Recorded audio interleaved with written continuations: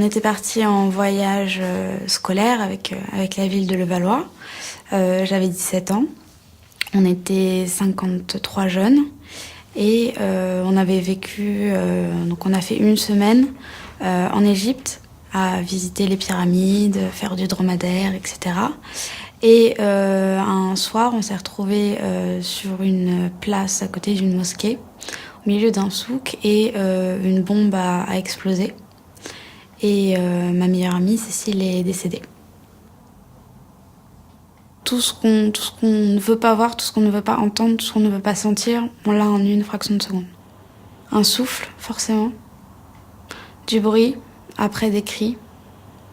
Du sang. J'ai une bille en plomb qui a traversé mon oreille et qui allait se loger dans ma cloison nasale. Tout ça donc à l'intérieur de mon visage. Et j'ai eu la mâchoire cassée, j'avais plus de tympan, le nez cassé, etc.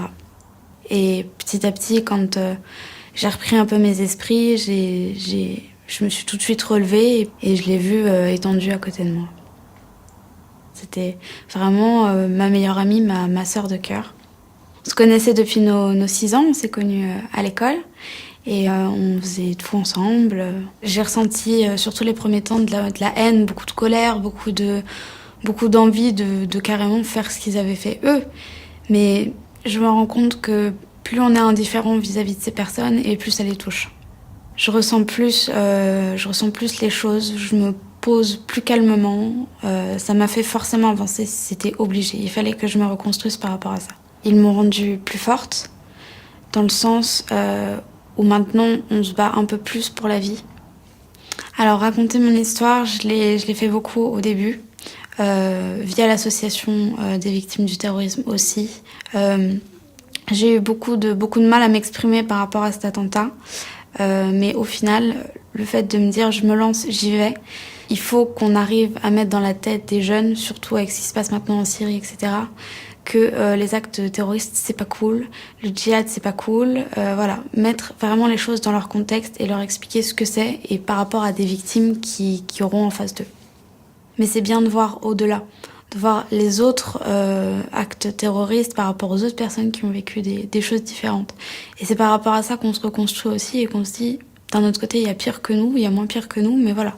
Tous ensemble, au niveau du terrorisme, on ressent la même chose et on a souvent un sentiment de culpabilité aussi, beaucoup. Et voilà, de voir que beaucoup de gens ressentent la même chose que nous, c'est important.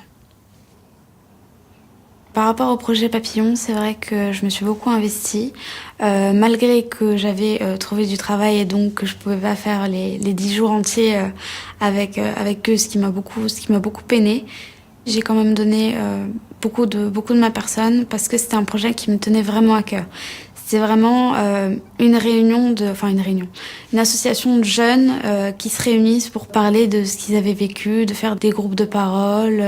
Après, dans un autre temps, se connaître entre eux par rapport aux différents pays, connaître différentes cultures et aussi, je pense qu'ils sont tous bien entendus étant donné que le terrorisme aussi les rapprochait. C'était vraiment quelque chose de très gai, de très joyeux et je pense que, ils m'ont tous envoyé un mail en me disant quand est-ce qu'on recommence l'année prochaine, tu m'inscris sur la liste.